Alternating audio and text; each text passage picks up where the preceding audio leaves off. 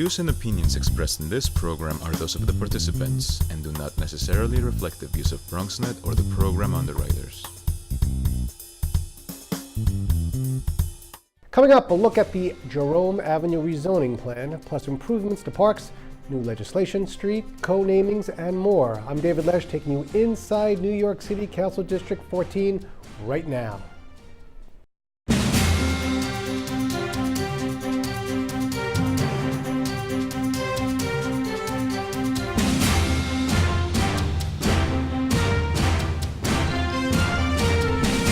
Hello, welcome to In the District, where we sit down with elected leaders from around the Bronx for insight and education on local issues, events, and legislation.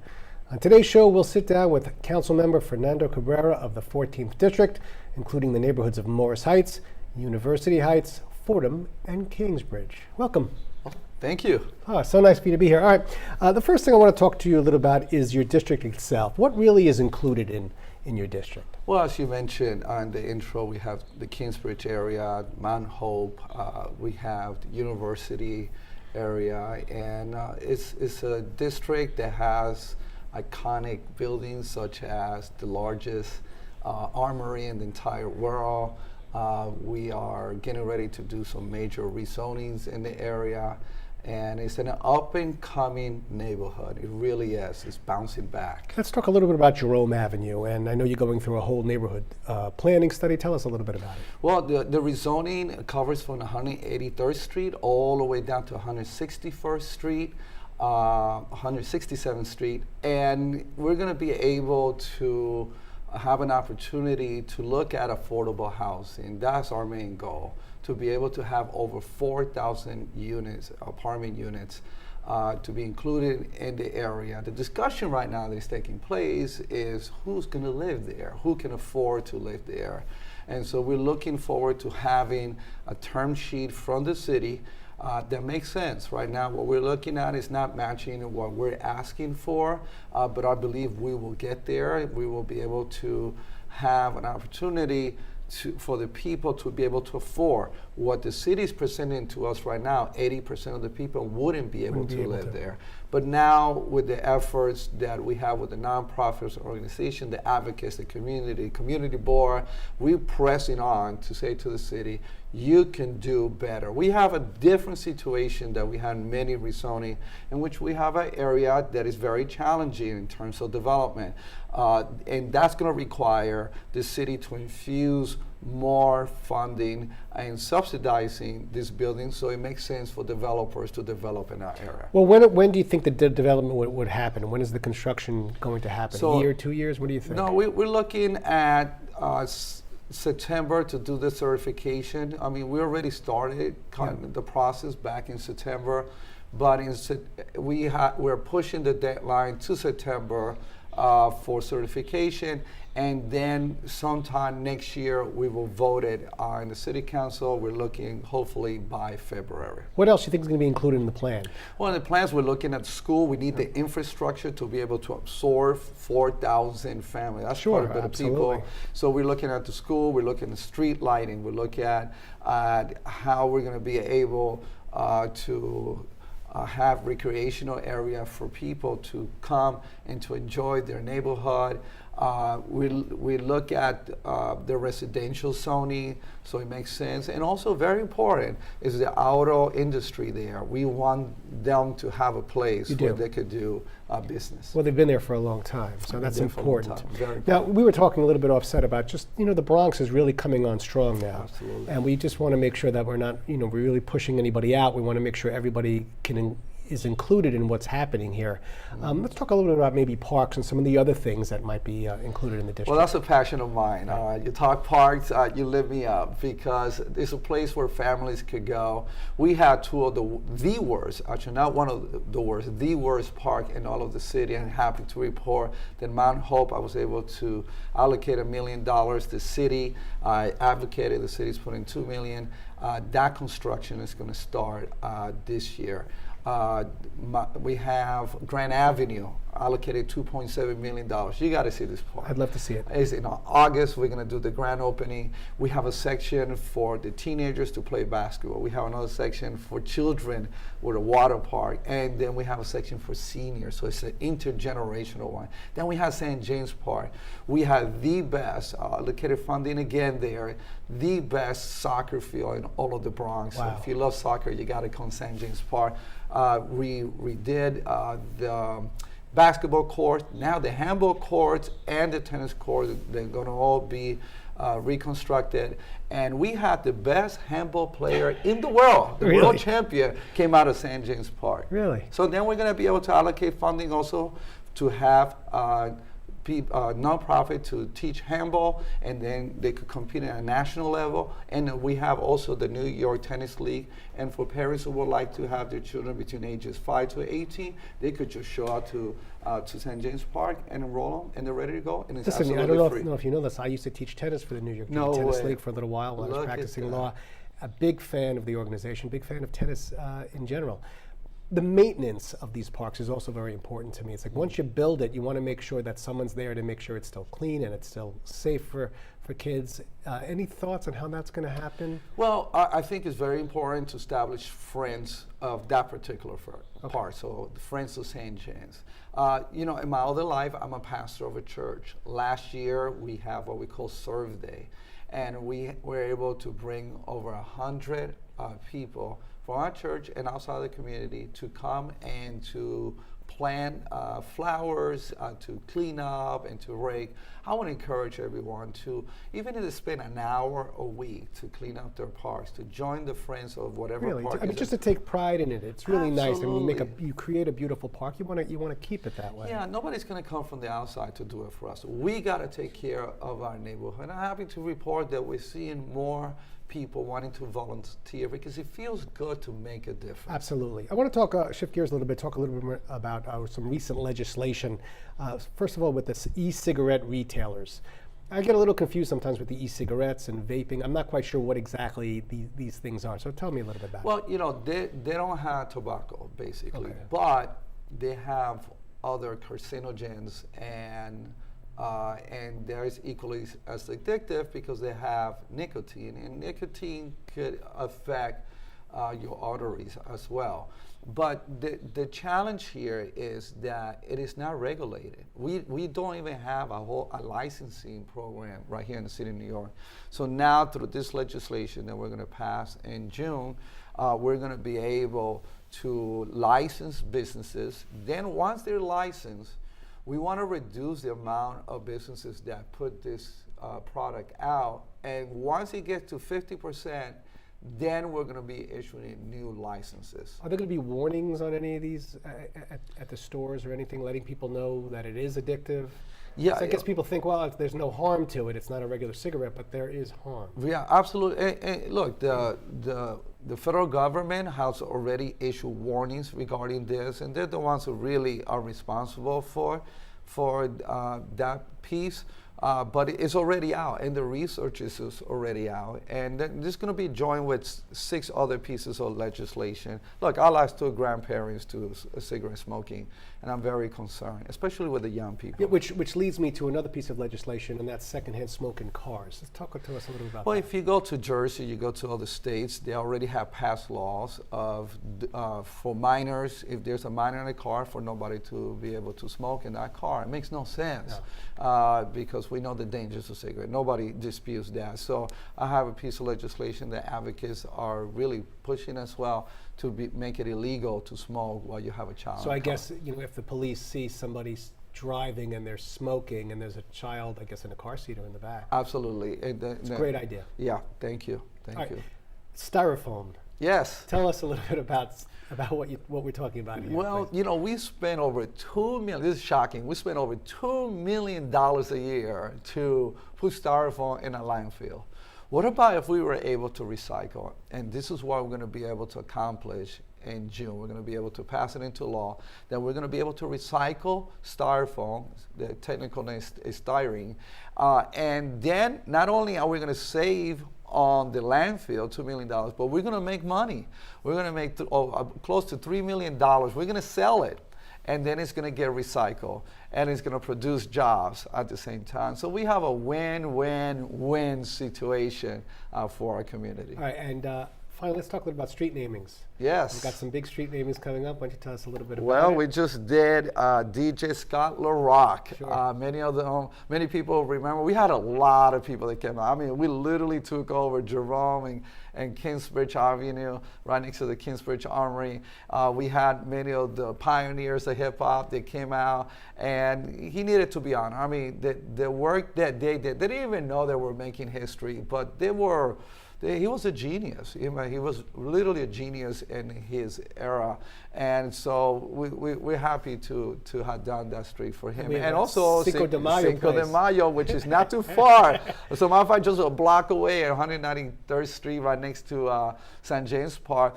The first park and the first street named after Cinco de Mayo. Really? We have a large Mexican rising population in Sure. the Bronx, the third largest Hispanic population and the fastest growing group in the Bronx. And we wanted to honor that day that is very important for them. All right. On that note, we have to take a quick break, but we'll be back with more from Councilmember Fernando Cabrera. Stay tuned. From the north to the south to the west to the east, we are expanding our services and upgrading technology at Lehman College. And now, Bronxites have an innovative media production facility in the East Bronx at Mercy College in the Hutch Metro Center. The windows on the East Bronx studio, a state-of-the-art control room, media labs for production and training, and other media-capable spaces.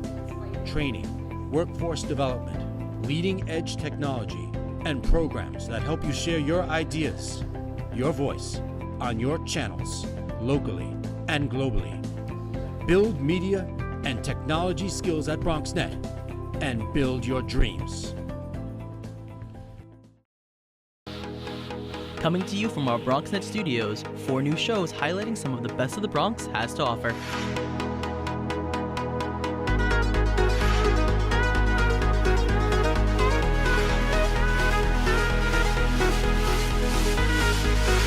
We sit down with political leaders on In the District and discuss local legislation, events, and issues.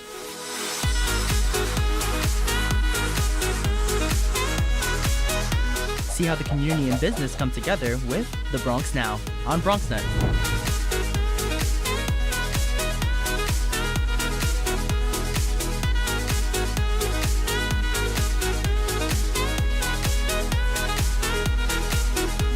Nosotros features leaders from our Latino community. Meet those who are moving to make a difference in public service, business, arts, and culture.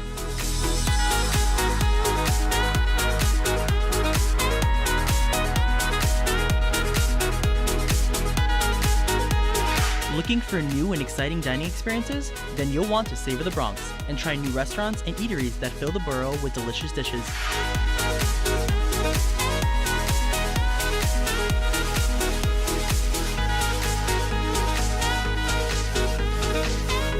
We have it all, so experience the Bronx in new and fresh ways on BronxNet.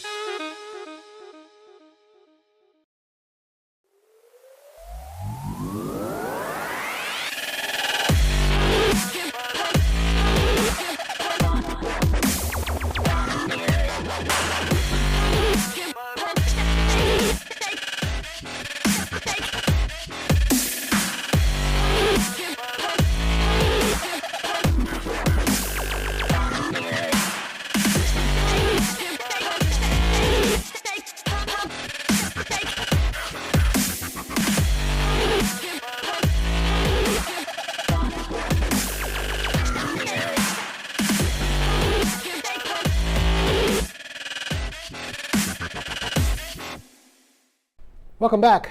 We're continuing our conversation with Councilmember Fernando Cabrera. Councilman, I am ready for the summer. Yes. I hope you're ready for the summer. Tell me what you have going on. Oh, we have many events that are going to take place in St. James Park. We have summer park events that are going to include a free movie, which starts 7:30 at night until 9:30, and we bring a jumbo movie screen. I mean, it's just like huge with the huge speakers. We have hundreds of people that come out. I know Elvis was there last year. Elvis was there. He's alive, and he lives in the Bronx. But just don't tell anybody, you know. But we had Elvis, we have mariachis, we have hip hop music, salsa, merengue. We bring bands, free food. I mean, we had the hot dog line going on, face painting. I mean, it's just a day that starts from 4 o'clock in the afternoon to 9:30 at night. Wonderful. And we give out free book bags as well. And I'll tell you, we have over 1,000 people easy every time that we hold these. Well, school's not out yet, so let's talk a little about some of the after-school programs that you've been Absolutely. Which So I think is such a great thing. By the way. So, you know, I get about $700,000 of discretionary funding, and they go to programs like Kids Bay Boys and Girls Club. You have to go there. If you have a child, take them there. They have a special program now for making music, developing music, videos, studio that is state of the art. Fund the programs that are going on there. The programs in after school, the Police Athletic League for basketball. I mean, when I first came in, there was no youth programs in my district. Now we have a plethora of youth activities, and they need more details to please call our office. There's a Police Athletic League, also a big fan. You know, my father learned to box in the Police Athletic League. Look at that. Gave him a place to go before he became an attorney. Wow. Big fan of the Police Athletic League. We still are. All right, Huge. Tenants.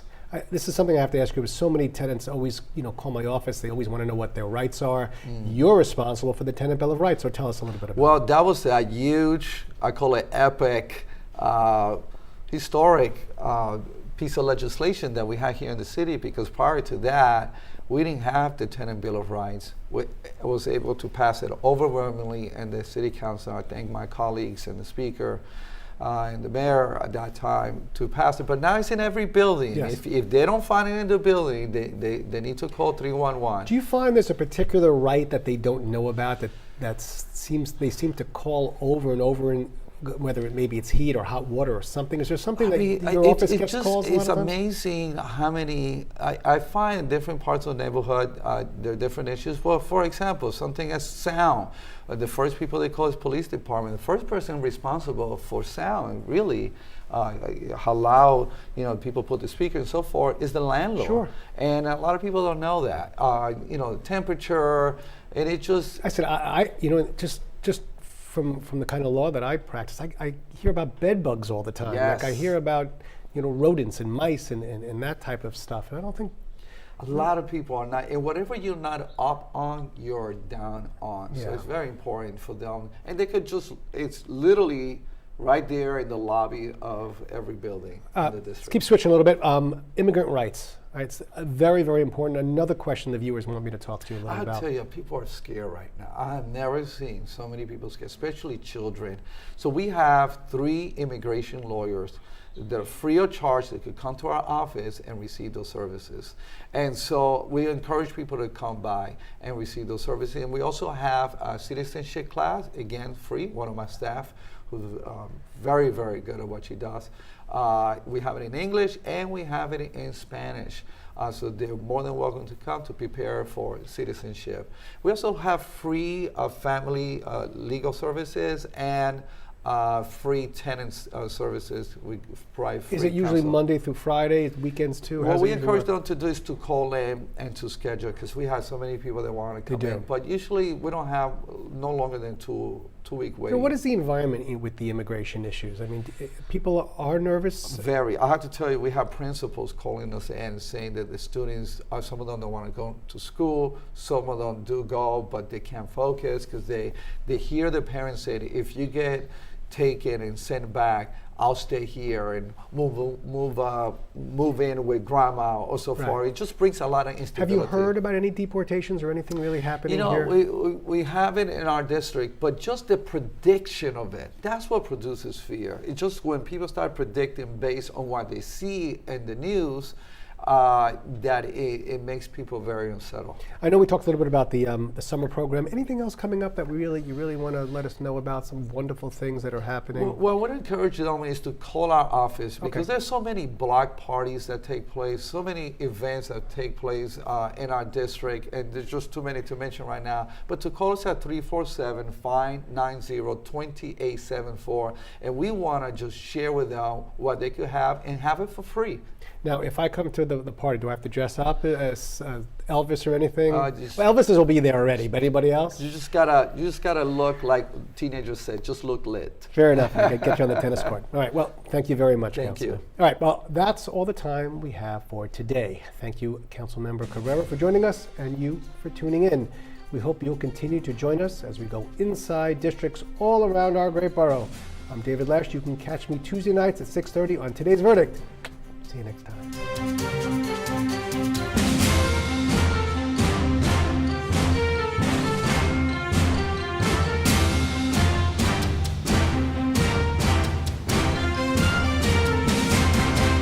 The late hip-hop pioneer, DJ Scott LaRock, was honored with an unveiling of a street name in his memory at the corner of West Jerome Avenue and Kingswood Road in the Bronx.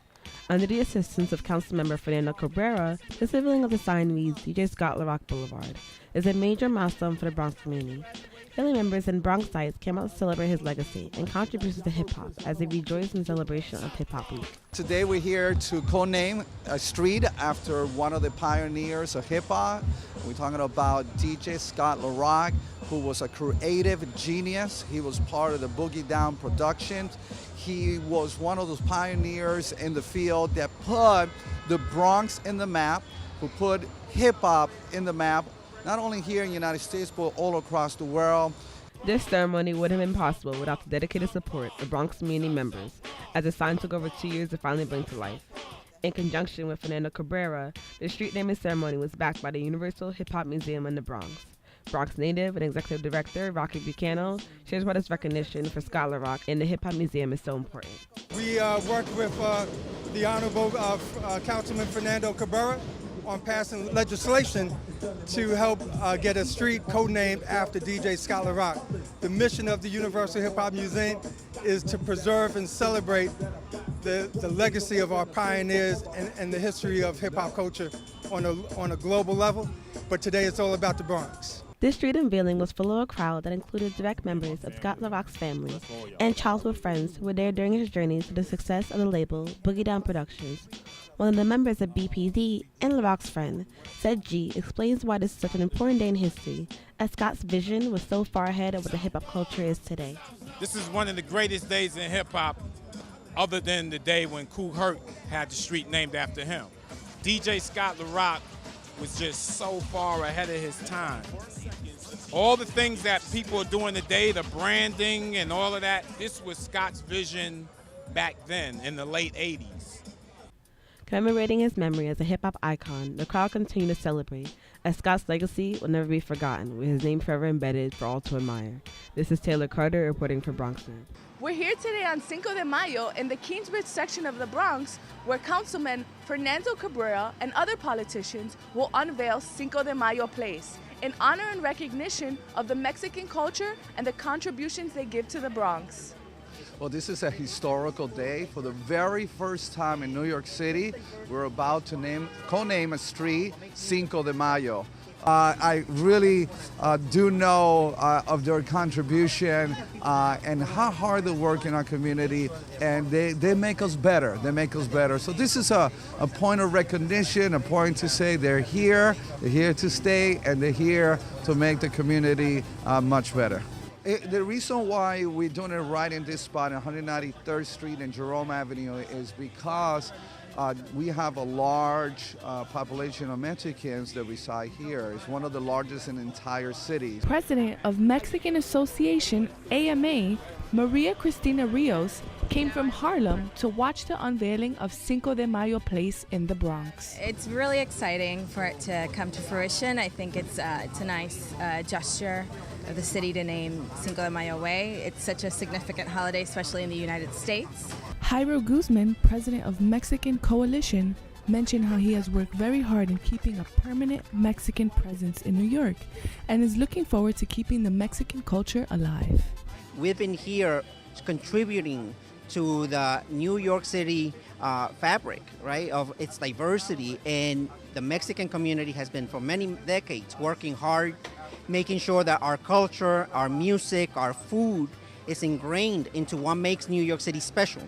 But we have many community leaders like Cesar Aguirre, like Ernesto Leiva, who have been fighting along with us to make sure that we have a place that we can call our own. So today we have that. Today we can look up in Google Maps and be able to look at Cinco de Mayo Place. It's here. As the mariachi played, the sign was revealed and the crowd cheered with much enthusiasm for the first ever Cinco de Mayo place in the Bronx and in New York City. This is Sabrina Burgess reporting for BronxNet.